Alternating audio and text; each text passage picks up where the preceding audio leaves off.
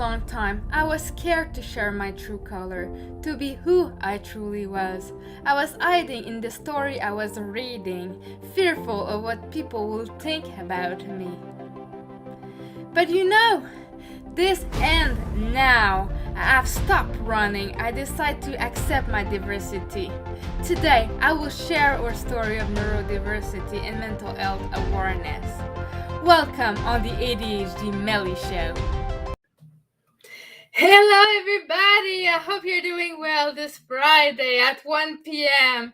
Yes, it's 1 p.m. where I am. I know that in some place you change time, so yeah, it's a little bit confusing because here in North America we only change time Sundays, so it was a little bit strange for me to just adapt. So like you will see, our guest today is from Britain, so yeah, I had to make sure she's coming at the right time.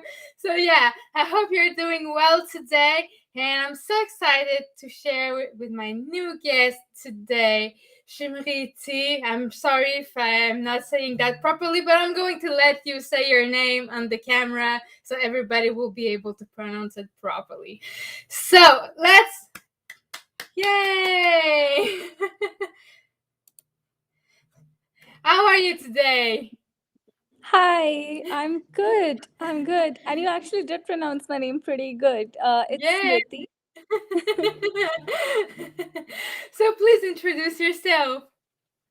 Um, Hello everyone. I'm currently the head of artificial intelligence at Earthbank. And before this, I did some research in computational neuroscience at KTH Royal Institute of Technology, Stockholm. Um, so I'm familiar with a little bit of neuroscience and like more of machine learning, etc. Um, Other than that, I do a couple of projects here and there. Very interested in healthcare, especially mental health, and understanding the importance of mental wellness. And it's really cool how Melly and other people like her are putting in so much work into this and making sure that we understand the importance of mental wellness. So I'm really happy to be here. Thank you. Thank you to you for accepting my invite. So why have you decided to specialize in mental health? So for me personally, I come from India, and while growing up, we did not really have a lot of focus on or emphasis on mental wellness, and like people didn't really understand how important it is to like have a good, well balanced life and give importance to things like mental health or prioritizing yourself, right? Like putting yourself first in some situations. So probably that's something that I did not see a lot. Um, and something that I came across very lately when I myself was diagnosed with depression and borderline personality disorder. So that's when I realized how important it is, and that's when it hit me that there are so many other people who probably do not understand it yet. And the sooner you realize this, the better your life gets, right? Yes, absolutely. So, was it hard? And I don't know if you've been diagnosed in India or not, but is it hard to get a diagnosis when you feel like you should? Oh, I think like it probably is really hard and scary, right? Um, like I think like the first time when I went to a therapist, so my boyfriend really insisted that I go see someone because there was a change in how I used to act, and we saw this change gradually over a year. So after that, it was super scary. Like I remember the first time I went to a therapist, it was like I was crying for the first entire 1 hour. So that was me. But by the like second or third visit, it started to get. Is there some problem like with the audio, or is it okay? This is festival of Diwali here, so people are bursting crackers in the background. Ah, it should be work. Normally, this should be okay with the background. So, if there's something, please tell me. Is it better now? Yeah, no. Can you hear me fine? Like, am Yes, I I hear you okay? perfectly fine. Don't worry. I will tell you if there's something not working right. Okay. So yeah, so I think that's how it was. Like the first trip was, first visit was extremely scary. Me crying and sobbing for 1 hour, and yeah, but after that it just got better slowly. Took some time, but it got better. Because you need to know the therapist, right? And when you don't know Yeah, them, you're like, why will I tell them my story, right? You're not friends, you're not family, you're like nothing to me, right? And but you still need to share if you want them to help you, right? So this is very hard. It can exactly. be very scary and emotionally. Yeah, I remember what it was to go to therapist. I was always crying. I Actually, I was like the person that didn't want to talk at all. I was like listening. They wanted me to say something, and I didn't want to say anything. I do remember that. Yeah, it's it's pretty uncomfortable. And also when you like for me it was, I did a couple of like a lot of reading by myself because I knew something was going wrong, definitely. So in that case, it was even worse because I was like, this could happen, this could happen, this could happen. I don't know what it is. It's just scary. So yeah. So it's also when you got the final diagnosis. How did you feel when they put a name on how you were feeling? Um, I think the best way to put it that like it was a very bittersweet moment. Like for me, it was like I knew there was something wrong, and now I know what's wrong. But also like no, but this sounds too serious and scary. And how was I living with this for so long? And maybe it's not correct. Like a lot of different questions popping up in your head. What if I need a second opinion? Could this be right? Do I have to take medications? So many things. So how do you feel right now? So that was back in January when I started medications, and I was on medication until July. But now everything's like a lot better. I know how to manage. Like I at least understand what's happening and how to like manage things a little if it's like getting a little out of control. Like sometimes thinking about what's gonna happen tomorrow can make you very Yeah. anxious. I always do that. You're not the only one. And when you have the name of how you feel, what you are now, it helps in you to find some tips and just help yourself just feeling better, right? Because you have a name and you can Definitely. research and you can find some stuff to help you. So what helped you best with your depression? So I think in my case, I really enjoy reading a lot. And I also don't like, it's like, I have never been this kind of person who like sits idle, like never that kid or never that teenager who likes to sit idle. So every time I really like creative things. So every time I found myself like sad or worrying about things, or like realizing that I'm drifting in the wrong direction, I used to either read or like involve myself in like a little more work. For example, like I started a website and like a blog, and like other volunteering projects. So I think that helped me more, like that helped me a lot. Also because the pandemic was pretty bad at that time, like traveling wasn't an option really. That would have really helped, I think. But yeah, other things, and I think it sort of turned out good. Like now I have some experiences like like coming here, right? It wouldn't have been happened if not for that. So I really think that like something as scary as mental health issues could also lead to something really good. It's just how you look at it, and you are an amazing example of that. So Thank you. So I've seen some statue on your some post that you put on LinkedIn that you haven't seen your family for a couple of year, I think. So will you see them soon? I am sure that will help you with your mental state, and it will help you a lot with that because when you're far from family, it doesn't help too, right? oh, definitely. So I was, yeah, I'll definitely see them in December and hopefully spend some more time together. So yeah, I'm really excited about it.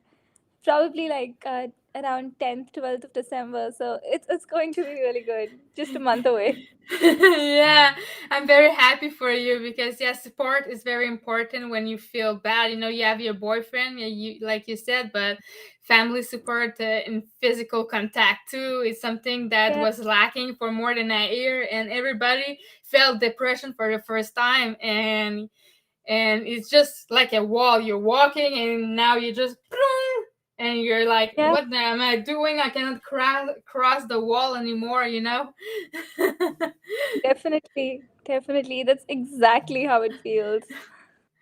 So, what do you do with the IA, with mental health? What is exactly, not exactly because I'm not a doctor, you know, but can you explain it a little bit more for somebody that does not really understand science? So the first thing is that, like artificial intelligence, it's derived from how the brain is, right? Like it imitates the human brain, for example, different type of neurons. They are the inspiration behind the neural networks that we have in artificial intelligence. So, like a pretty quick example would be that if you are like diagnosed with, or if you're suffering from a certain type of mental health disorder, it's often because of some connections that's inactive or active in your brain. So you can use some artificial intelligence, like neural networks, or there's this thing called recurrent neural networks, long short term memory. So those things, for example, which can help you visualize those sequences and patterns to see how they are active and what sequences, like how much it's recalling of what you are, like, what information's fed into it, basically, like the memory and all those things. Also, artificial intelligence can really help with like detection of anxiety, depression in kids. Like sometimes, like people under 8 year olds, like a lot of kids, they are actually diagnosed with depression, and they aren't really able to communicate properly what they're feeling. So in those cases, something like sentiment analysis, natural language processing, those things can help a lot. Another thing is that I really find interesting is chatbots. So a lot of times people don't really feel comfortable talking to a human person, right? You will be really comfortable communicating that with a virtual system, a robot or a chatbot. So you're communicating a lot of information there, and then a trained person can analyze that information. So that's also a really interesting application. We just discussed that. So yeah, like such things are definitely really interesting. So you're telling me that one day we'll be able to just chat with a computer and they will know what I have? Yeah, definitely. But with the help of a trained professional, we're not like eliminating people yet. But they won't be the first point of contact. That's cool because when you're scared of talking to a human, because human can judge you, right? But a computer cannot judge you. Exactly. Exactly. And it's actually also happening in Northwestern University in USA. There's this robot called Tess, which already does it. Really, that's cool. And what about, I'm not say I won't say curing, but how about just reconnecting those neurons in your brain that are not working properly? Do you work on that too? No, and I'm not sure how that would work, but no, it's mostly like analysis of what's happening, because the other things involve a lot of neurons, a lot of hormones, so a lot of secretion of hormones and genes and a lot of different things. So it's a lot more biology and genetics as compared to artificial intelligence in the first place. So yeah, but that would maybe be pretty interesting to analyze in some time. Yeah, of course. But at the same time, it will change a personality too. So maybe it's not the good thing also to just change a person completely by just making sure it just connect back to the thing. Definitely, so what is the definitely. so what's the project you're working on right now? So right now I'm working on actually measuring how much carbon is being sequestered or stored in a particular biodiversity using satellite images. Like in a forest, maybe, right? There are like X number of trees. So, counting how many trees are there and how much carbon those trees would store in like a period of 10 years, so that we can, like, someone who's offsetting a lot of carbon, they can like buy those carbon credits and help towards, like, someone who's emitting a lot of carbon, they can help towards offsetting their own carbon footprint. So that's what I'm working on right now. So what happens is, when someone's like paying for this whole process, then people who are actually looking after these plants and trees or the forest, they can actually afford to do it, because it's pretty expensive to, do those things without Yeah. compensation. They need food. So Yeah, of course, I do understand. Nothing is free, right? so what? unfortunately.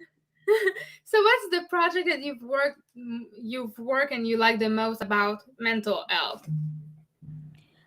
So I think, like, my whole bachelor thesis, and after that, one more year, I worked on computational neuroscience, like understanding how people lose memory in diseases like amnesia and dementia. So I think that would probably be the most interesting project. Also, I spent 1.5 years on it. So pretty attached to it. We worked on how, like, we worked on the special type of, like, artificial intelligence neural network, and how, like, people lose memory, and like, some abstract connections, and how those particular neural networks are able to recall memory, and any type of overlapping that happens when you feed memory into a sequence. So that kind of stuff. Also, if, like, worked further upon, it may have, like, if worked in like real life conditions, biologically plausible, it may have some potential to actually even understand, um, if someone's suicidal, or someone has some complex disorder like schizophrenia, for example. So yeah, that would be pretty interesting. I unfortunately did not have enough time to work on biologically plausible conditions. But yeah, and this particular neural network, it can also analyze some sort of adverse drug effects. So that's also really helpful, I think. So you mean that, I'll give you an example. You have to get some medicine for your condition, so they will know, biologically talking, which one will be better for you. Yeah, that's definitely a possibility. So, what I worked upon was to actually understand how people lose memory, like what goes wrong in the sequence, right? Like, imagine an electrical signal, and if it short circuits, some signal gets burnt out. So, how that happens in the human brain, like the spikes and signals and what's not working. So, that's what I worked on. But like, once you understand how it's going wrong, you can definitely find better preventive measures and better prescriptions also, like at a more micro level. So that's definitely really helpful. Yeah, true. So what's your plan for the future? Did you want to do more research? What is your plan for, what do you wish to do actually? um I actually want to do a lot of things. I believe you on that. But do you have a future project that you're excited you're going to work on soon? I am thinking of, like, designing a course for artificial intelligence, like from December, January, that time. um, uh, that's something that I'm really interested about. And I, like, I don't know, right now, this particular job that I'm working, that's really interesting. And other than that, I, like, want to sort of create, I don't know, it's like a blurred vision at this point, but I do want to create some sort of platform that helps people learn artificial intelligence more, in reference to healthcare, especially, like both mental and physical healthcare. So that's something, like, sort of like a collaborative learning platform for healthcare AI. But it's like a very blurred vision. I've only designed the dashboard of the website at this point. So they want to invent something new, that's going to help other people or specialists to diagnose better mental health illness, right? Definitely, definitely. But that will require so much more research. So Of yeah, course. it may take some time. Of course, when you do some research, you need to take the time that it needs, Like I'm Yeah, giving an example, the COVID-19 vaccine, and I hear there was vaccine, but it's not necessarily that all the time, right? It takes time, it takes research, it takes testing too, etc., right? yeah, absolutely, absolutely. Um, like, what are your plans? I would like really love to know, and I'm sure everyone here would also really like to know that. My plan is getting out of that room and have my own office where I can film quietly, because now I'm like filming in the office section of my room. I have a double room, so one part is my room and the other part is my office. And yeah, so now I'm like with my room. So I would rather to have like a little studio where I could film with the crew, and invite my guests there and just come in Montreal, and we're going to get a chat, right? And at the same time, what I want is also bring a studio whatever I want in the world and meet my guests and find a nice space where we can film. So yeah, but for that, COVID needs to end, definitely, right? Yeah, definitely. And your videos are already so great. It would be even more amazing to like actually interact with you in person. Like I'm here on camera and I can really like I'm already so happy like looking at you and talking to you. It's this really nice positive energy and like it's so nice. I would really love to definitely meet you. And like you can um you have those things in Canada, right? Like the popsicle kind of thing, like on ice, like fresh snow you put in. I really want that. It's like taffy, actually. Yeah, maple taffy or something, Yeah, right? exactly. It's Yeah. maple taffy in English. Yeah. But yeah, we mostly have that in Canada, but most of the production is made in Quebec, because Quebec is the Ah, place where it's the because to have nice maple syrup, it needs to be very cold, but at the same time very hot. So that's what we have in Canada. It's like India, burning hot in summer, and North yeah, Pole cold in winter. So when yeah, the problem is when the winter is not cold enough, it's harder for the maple syrup to form. So there's been here that they still have maple syrup, but not as much as they should because of the changing climates and stuff like that. yeah. Yeah, Yeah, it was pretty bad this year in Canada, right? Like some cities were on fire and yeah. it was bad.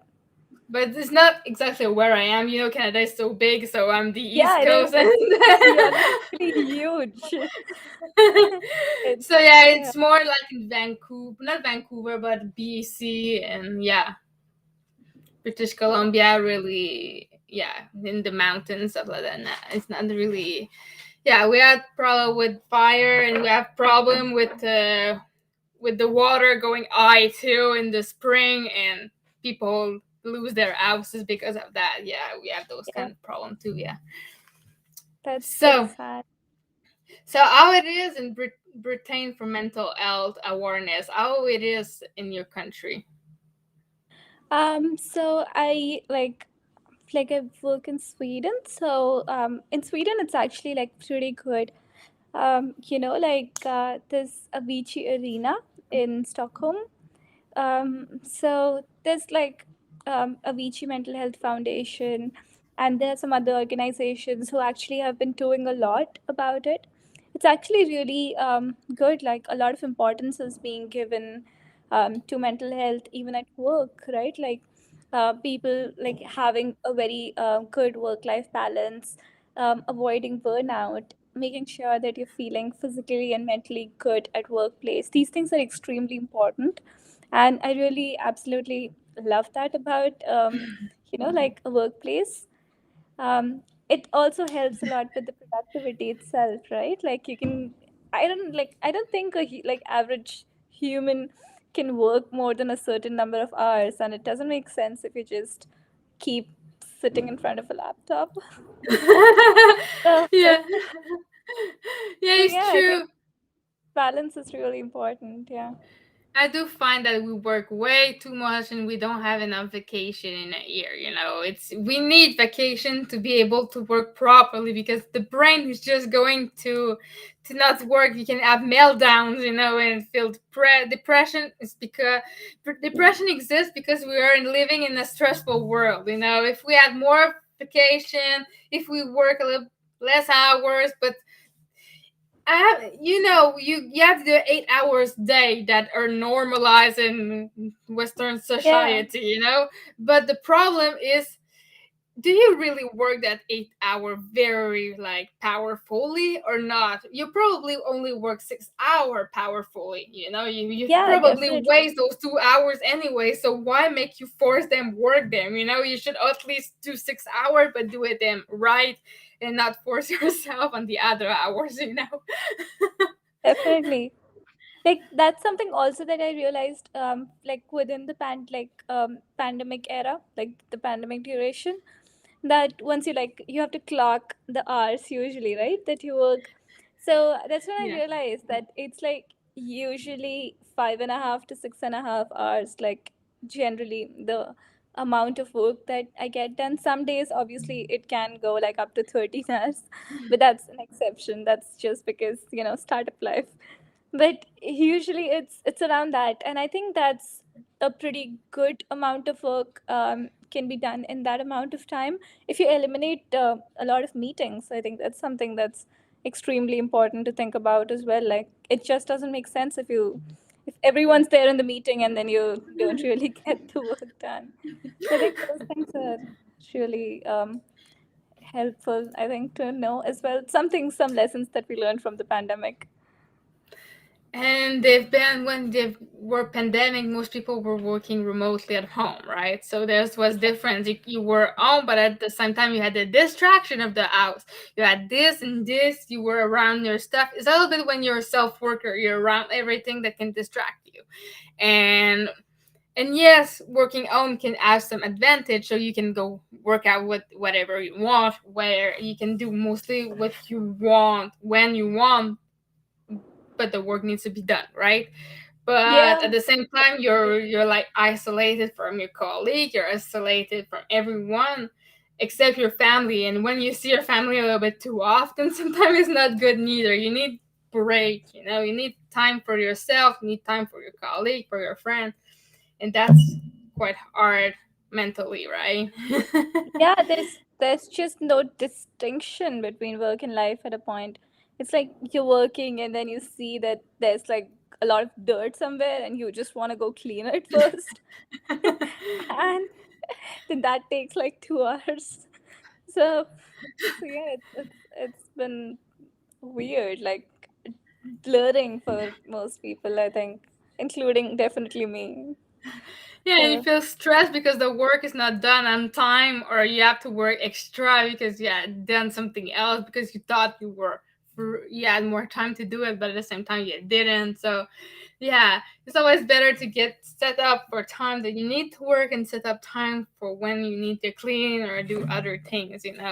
And that's art sometimes for me. I'm lucky because at those times I have nobody at home. I'm the only one at home, so it's everybody's out working, right? So I'm quite lucky for that. But some people imagine their spouses are like working the other side of, or just around you, because they are oh both yeah, remote. yeah, So that how was that it can for you? be, yeah, So how was it that can for be a you? little like weird. Yeah.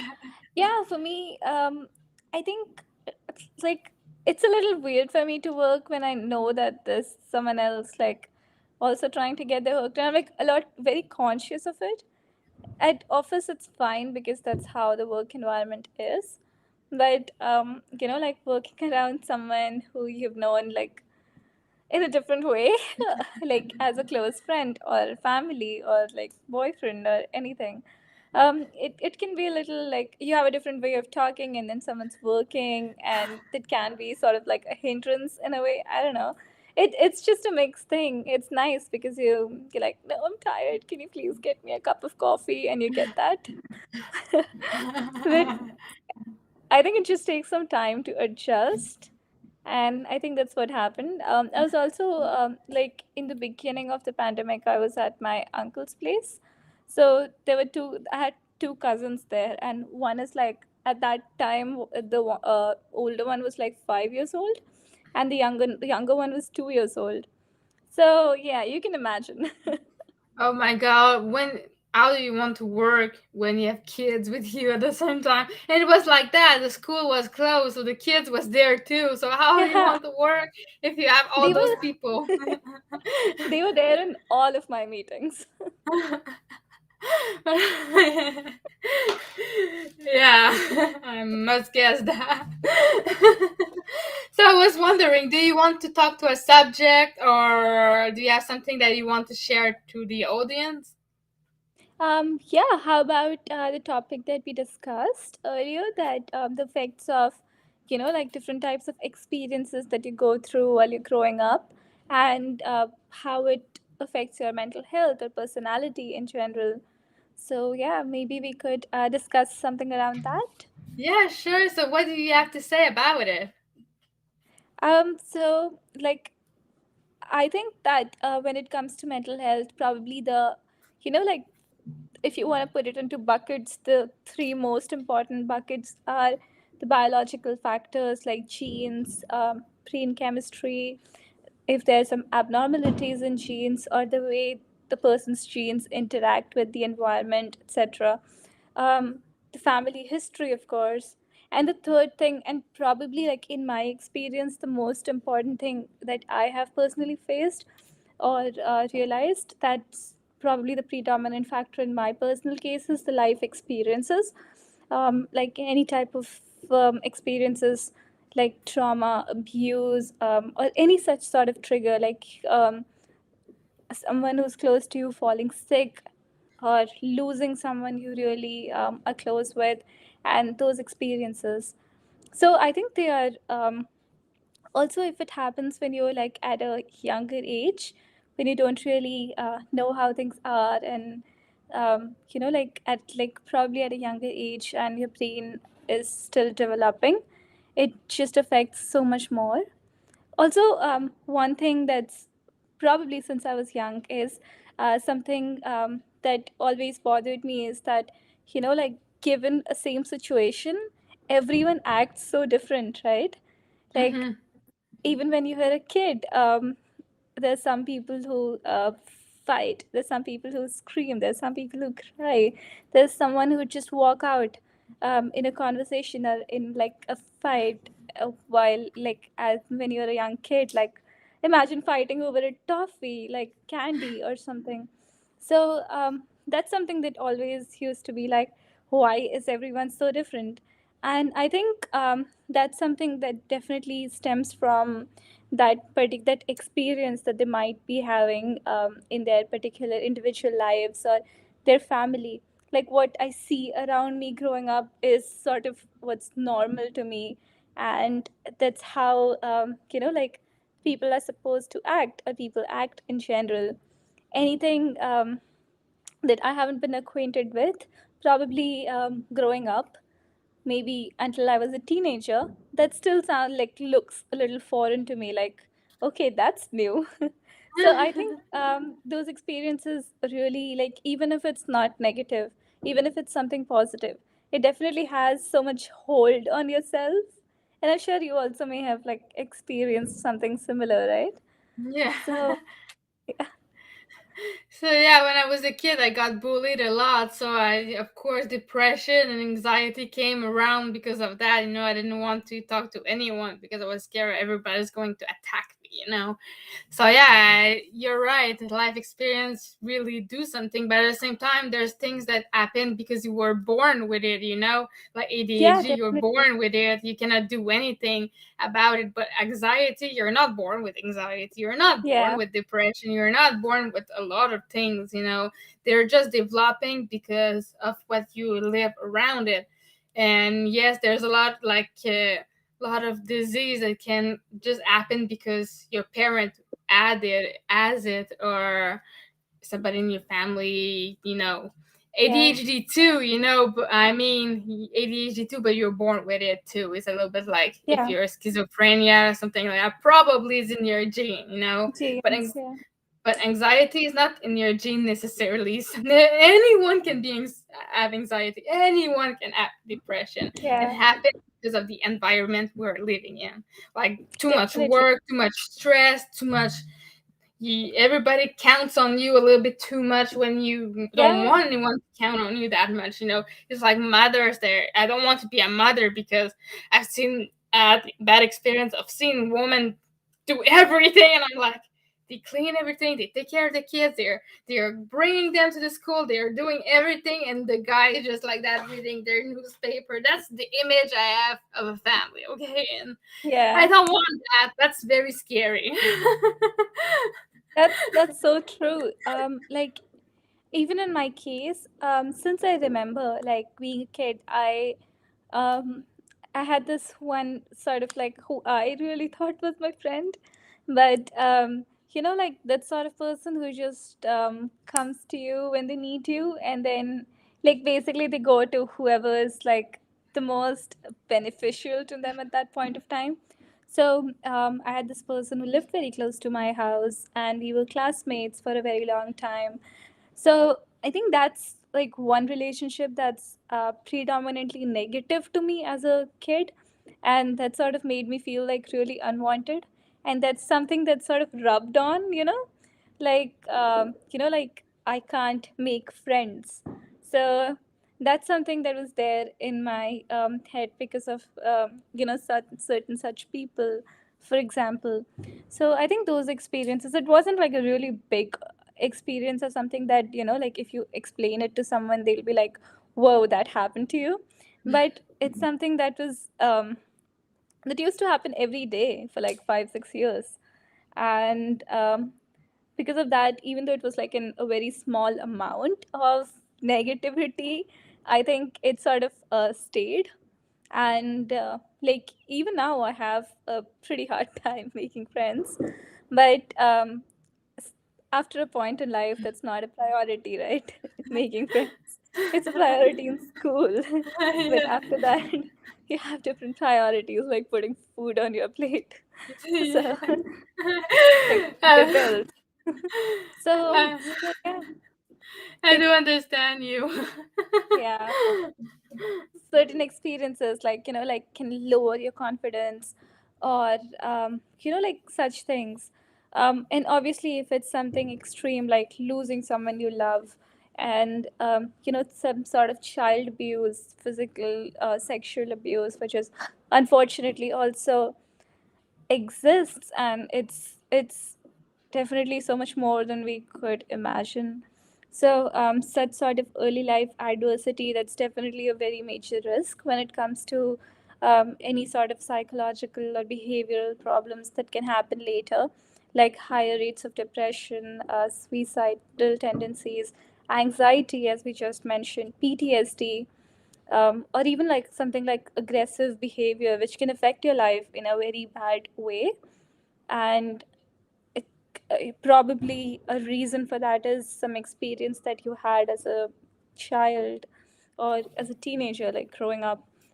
So I think those conditions, they can definitely, those events, they can definitely contribute towards such conditions further. Definitely it's not everyone who's faced abuse or any sort of adversities that they go on and develop some mental illness, but it's like a trigger for some people. And another thing is that this is hormone in the human brain, which is called oxytocin. So oxytocin is like um, sort of, how to explain it? Yeah, it's sort of like a love hormone. It promotes emotional recognition, love, bonds, like a mother and child, for example, or romantic partners, sociability. So those things. So the amount of oxytocin, it usually varies between each person, like each individual, gender, age, everything. But what happens is, such experiences, like some sort of adversities or bad experiences in the past, or some other environmental factors, they can impact the level of oxytocin, the development of oxytocin in a human system. It basically starts developing in the womb, and then it continues to develop after birth. So, any sort of critical change, it can affect how much oxytocin is being developed, or like how it's released, and those things. So what happens is, it makes someone less like resistant against um, like coping responses. So those things can happen, which is unfortunately not good. And I also came across a study, which was actually done in rodents, and they have taught, like, it, basically what they do is, they studied the development of oxytocin system in rodents, and it was pretty much altered due to any sort of earlier trauma. So these early life stress changes, it affected the oxytocin level within, between the two regions in a human brain, like hypothalamus and amygdala. Amygdala is sort of like the region where, which controls the emotions, right? Like anxiety or anything, for example. So it's released there, and that was affected if there was some exposure to early trauma. So similar changes are also very clear in humans, when exposed to any sort of childhood trauma. Women who were exposed to some sort of child abuse showed reduced oxytocin later in their life, as well as men who did have some sort of experience with childhood stress. Oxytocin levels are also lower in children who have been raised in neglectful conditions.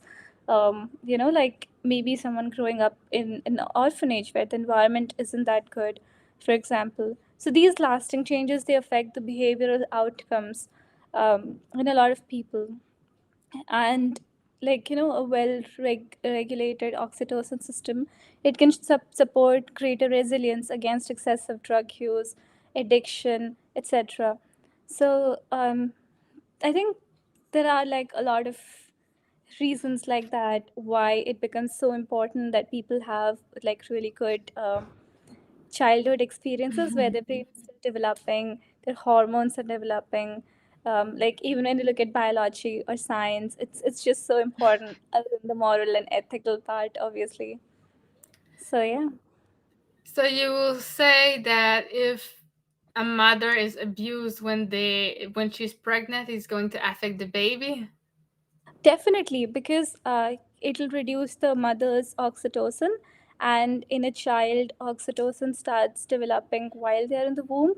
So it's like it's going to affect the child while it's growing, like inside, um, in the mother's womb itself. So it's definitely going to affect the health of that child who's unborn still, also. So which range of age a child is the most affected by those changes? So, like, probably between the age, like, under 5 or 8 years old, because that's when most changes in the brain occur in the human beings. Obviously, like, if there's some pretty traumatic incident, or even some really good incident that happens even in your teens, that affects. But, like, brain's most malleable until the age of 5. So most changes affect either good or bad at that stage. Like rewarding if the child does something nice, or having a way of telling them if they're doing something wrong. That's extremely important. So how you raise your children is very important for them to be adults. You know that we already know that, Definitely. but it's also about the hormone in your brain that also moves on, right? And like Yeah, you said, definitely. this is things probably not a lot of people know. You know that hormones really affect how you're going to act. It's not necessarily neurotransmitter, right? It's not necessarily what's in your brain. You're intelligent, what you are. Hormone means a lot, and it's not only sexual hormones, it's also the others that are in our body that we didn't know they exist, you know. Yeah, so many things like human being, like the human mind, human body. It's probably the most complex machine ever. So, yeah. Yeah, I know. So did you want to say something else, or did you want to say the end word? Did you want to say to the people that are maybe watching us or going to watch us now that we don't have any comments? But maybe it's because of the time switch. People are like, oh, mess around maybe. Yeah, time zones and these all changes with the daylight savings, adjusting the clock. It can Yeah. be a little confusing. Um, I was confused day before. Like I was like I had lost half an hour completely in my mind. So, but good thing I just confirmed with the other person who was also going to attend the meeting with me, and then I was like, okay, this is how it's like. This is the exact like correct time. Otherwise, I would have definitely missed half an hour. So, Yeah, yeah. absolutely. So how it acts to our brain the time change because we are in it, or we are I'm going to go in it like in Sunday we're going to change time. So how does it impact our brain? So it's sort of like at this point, my brain only manages like time in Sweden and time in India. So India doesn't change their clocks, so it's easier. Sweden changed on 31st October. So now these are the two time zones my brain operates, and everything else is on Google. My brain does not interfere. I don't think I'm capable of managing more than two time zones. So I don't try.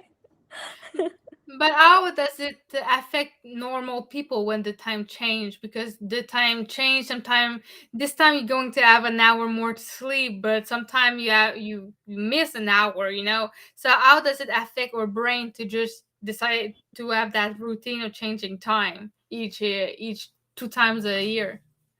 I definitely think that, like, to me personally, I definitely think it like affected a little, but obviously that also depends on, some people they are very routine oriented. So if you start working at this time, like after you finish work at maybe 5 p.m., and then 2 hours after work they'll eat, 4 hours after work they'll sleep. So I don't think it probably won't affect those, like someone with that sort of routine oriented life a lot maybe, but someone who's probably um, not that like tightly knit into a routine, to them it's gonna be like, okay, so I used to sleep at this time, so I'm not sleepy yet.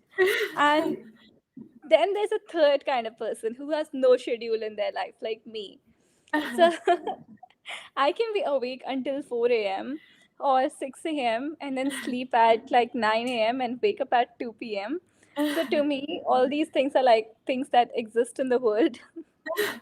So like it does not affect me at all. But yeah, it's just like, you have to make sure that you don't miss a meeting or you don't miss your work. Only that. Other than that, I have no schedule. I wish I did. I really try to, but it just changes a lot. Like there were times when I used to sleep at 11 p.m. and wake up at 6 a.m. And then a week later, I was sleeping at 3 a.m. and waking up at 11 a.m. And then the next week, I was sleeping at 9 a.m. and waking up at 2 p.m. And then a week, like previous week, the last week that just passed by, I was sleeping every alternate days. So I was not sleeping for one day. And then the next day, I was sleeping for like 14 hours. And then, so yeah, it's just some next level thing. I'm living on Jupiter by myself.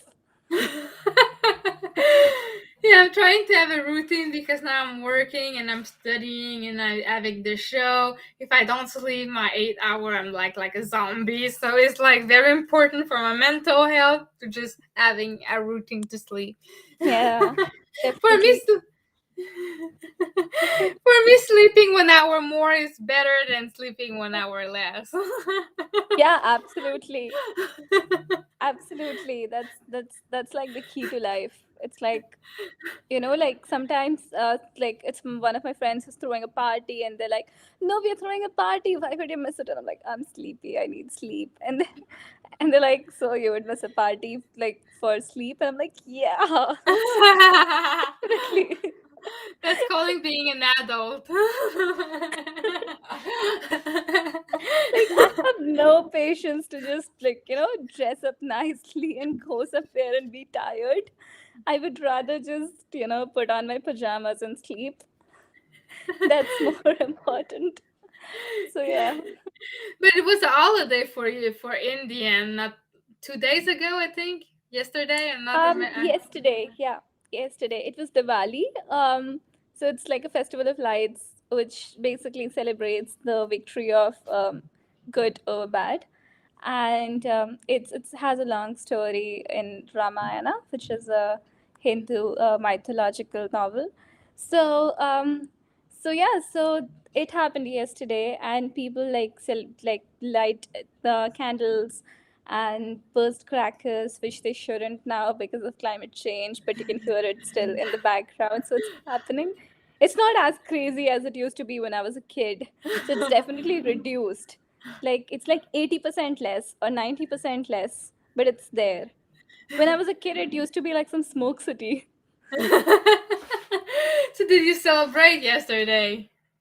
Yeah, we did light some candles, had like 3,000 calories worth sugar, like some Indian sweets and chocolates, and yeah, like a lot of sugar basically.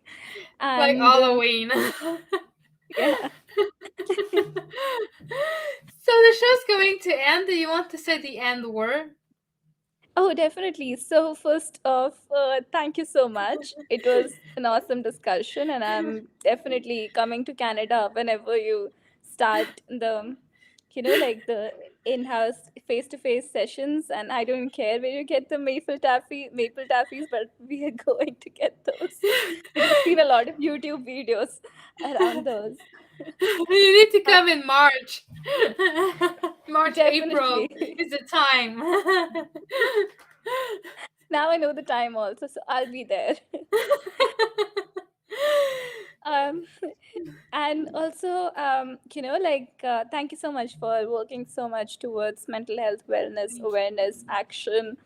And I think it's really important that people understand their mental wellness, like what makes them happy, like how is their mental health. And there can be books about mental health, like millions of books, but it all comes down to like an individual. It's so subjective, like how you feel about certain things or how your mental health is, that like no one can understand better than yourself. And in some cases, talking to a professional, if you're not feeling that well, it really helps. They'll just try to understand, they'll just try to explain you or help you understand what's happening. And to anyone who's not feeling good, I really suggest speaking to a professional. And like it definitely gets better. It's scary at first, but it gets better. So I think that's something that I would really like to say. um yeah, I think that's it. Do you like, I would really love to like hear your departing words also. Thank you so much for being here. It was very a blast to have you here talking about important subject, and I really hope that your project are going to go well and you're going to be successful in your research and that you're coming in Canada. I'm there. Yeah, we'll try to make that happen like in spring or something like that. So for that, guys, you need to donate on my Yeah, GoFundMe. please do that. Yeah, I can see here, go donate. It's going to help me build a better show, make it happen like the live show when I can invite the person for real. That's going to be very nice. So if you want to donate, that's here. So we're going to leave you now, guys. So thank you so much for being here. It was very fun to have you, and I hope to see you soon, very soon. Bye, guys. Bye.